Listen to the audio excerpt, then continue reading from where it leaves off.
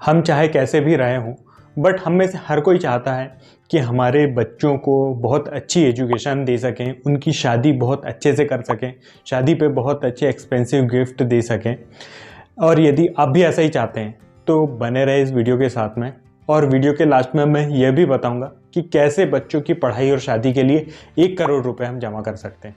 बच्चों के लिए सेविंग्स की बात होती है तो सबसे पहले हमारे सामने इंश्योरेंस ओरिएंटेड सेविंग प्लान ही आते हैं।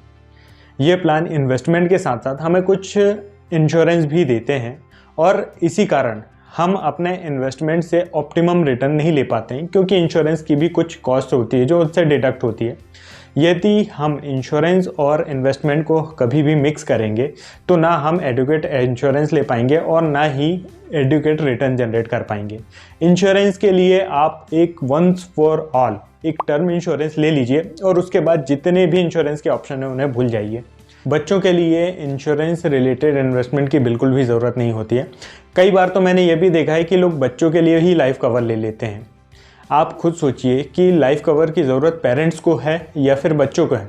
फाइनेंशियल लाइबिलिटी बच्चों के ऊपर होती है या पेरेंट्स के ऊपर होती है। शादी, पढ़ाई, इन सब के खर्चों की जो जिम्मेदारी है पेरेंट्स के ऊपर है कि बच्चों के ऊपर है। तो लाइफ कवर किसके पास होना चाहिए, पेरेंट्स के पास फिर या फिर बच्चों के पास।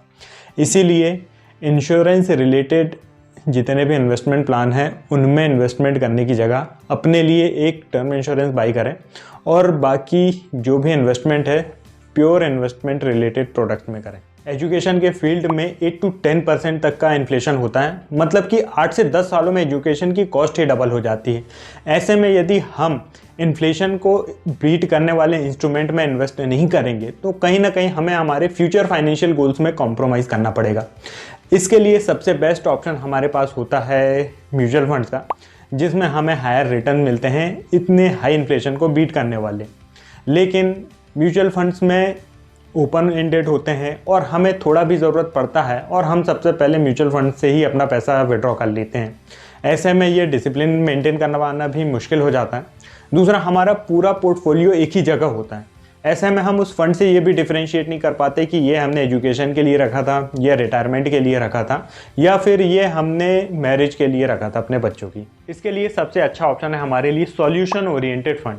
सॉल्यूशन ओरिएंटेड फंड एक टाइप के नॉर्मल म्यूचुअल फंड ही होते हैं जिनमें कुछ लॉक इन पीरियड होता है जो कि 5 साल या फिर बच्चों की एज 18 तक के लिए होता है।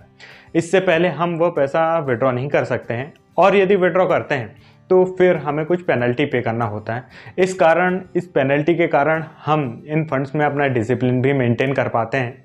यह फंड हमारे रिस्क एपेटाइट के हिसाब से बहुत अलग अलग कैटेगरी के फंड्स ऑफर करते हैं। यदि हमारा रिस्क एपेटाइट अच्छा है तो हम टोटल इक्विटी फंड्स में इन्वेस्टमेंट कर सकते हैं, यदि कम है तो हम हाइब्रिड फंड्स में इन्वेस्टमेंट कर सकते हैं, और यदि बिल्कुल भी रिस्क नहीं ले सकते तो चिल्ड्रन सेविंग प्लान्स में इन्वेस्टमेंट कर सकते हैं जो कि टोटल डेट कैटेगरी के फंड होते हैं। इन स्कीम में इन्वेस्टमेंट करने के लिए आपके चाइल्ड का बैंक अकाउंट होना ज़रूरी है और उस बैंक अकाउंट में बच्चे के जो भी गार्जियन हैं उन गार्जियन का नाम उस अकाउंट में होना ज़रूरी है। जो भी डिडक्शन होगा या जो भी इन्वेस्टमेंट होगा बच्चों के अकाउंट से ही होगा, उनके गार्जियन के अकाउंट से नहीं होगा। साथ ही साथ गार्जियन के KYC documents and pan card required रहेंगे। साथ ही साथ बच्चों के बर्थ से रिलेटेड डॉक्यूमेंट जैसे कि आधार, बर्थ सर्टिफिकेट वगैरह भी रिक्वायर्ड रहेंगे। चलिए देखते हैं कि कौन कौन से चिल्ड्रन ओरिएंटेड फंड अवेलेबल हैं हमारे इन्वेस्टमेंट के लिए। पहला फंड है HDFC चिल्ड्रंस गिफ्ट फंड। यह एक हाइब्रिड फंड है जो कि इक्विटी के साथ साथ डेट में भी इन्वेस्टमेंट करता है। यह 20 साल से भी ज़्यादा पुराना फंड है जिसका इंसेप्शन 2001 में हुआ था। नेक्स्ट फंड है ICICI prudential child care fund. यह भी एक हाइब्रिड फंड है जो कि इक्विटी के साथ साथ डेट में भी इन्वेस्टमेंट करता है। इसका भी इंसेप्शन 2001 का है एंड यह भी 20 साल से ज़्यादा पुराना फंड है। नेक्स्ट फंड है SBI magnum children benefit fund. यह प्लान हमें 2 ऑप्शंस में मिलता है, पहला saving and second investment. Saving plan का इंसेप्शन 2013 से है। यह एक कंजर्वेटिव हाइब्रिड फंड है जो कि रेगुलर इनकम के लिए ठीक है। नेक्स्ट ऑप्शन इन्वेस्टमेंट का है जो कि एग्रेसिव हाइब्रिड फंड है और इसका इंसेप्शन 2020 से हुआ था और यह लॉन्ग टर्म कैपिटल एप्रिसिएशन के लिए ज़्यादा बेटर है। नेक्स्ट फंड है टाटा यंग सिटीजन फंड। यह एक फ्लेक्सी का फंड है जो कि 1995 में लॉन्च हुआ था।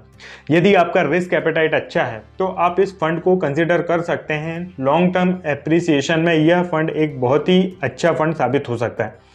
नेक्स्ट फंड है यूटीआई चिल्ड्रन कैरियर प्लान। यह प्लान भी हमें दो ऑप्शन में मिलता है, पहला सेविंग एंड दूसरा investment. Saving plan debt oriented है and investment plan equity oriented है। यदि आप रेगुलर इनकम चाहते हैं या आपका रिस्क एपेटाइट बहुत ही कम है तो फिर आप सेविंग प्लान सेलेक्ट कर सकते हैं, और यदि आप एग्रेसिव इन्वेस्टर हैं तो आप इक्विटी प्लान को ऑप्ट कर सकते हैं। दोस्तों, यदि आप किसी अच्छे फंड में इन्वेस्टमेंट करते हैं और यदि वहाँ से आपको 15% का रिटर्न जनरेट होता है तो आप मात्र 15,000 रुपये हर महीने इन्वेस्ट करके 15 सालों में 1 करोड़ का कॉर्पस इकट्ठा कर सकते हैं अपने बच्चों की पढ़ाई और शादी के लिए। दोस्तों, इस वीडियो से रिलेटेड आपका कोई भी डाउट हो, किसी भी स्कीम से रिलेटेड आपका कोई भी डाउट हो तो आप नीचे कमेंट करके पूछ सकते हैं। Investment, financial planning, insurance, life term insurance, health insurance से रिलेटेड आपका कोई भी डाउट है तो आप नीचे कमेंट करके या नीचे दिए मेरे नंबर में व्हाट्सअप करके पूछ सकते हैं। दोस्तों, यदि ये वीडियो अच्छा लगा हो तो इसे लाइक ज़रूर करें, चैनल को सब्सक्राइब करें। मिलते हैं नेक्स्ट वीडियो में। धन्यवाद।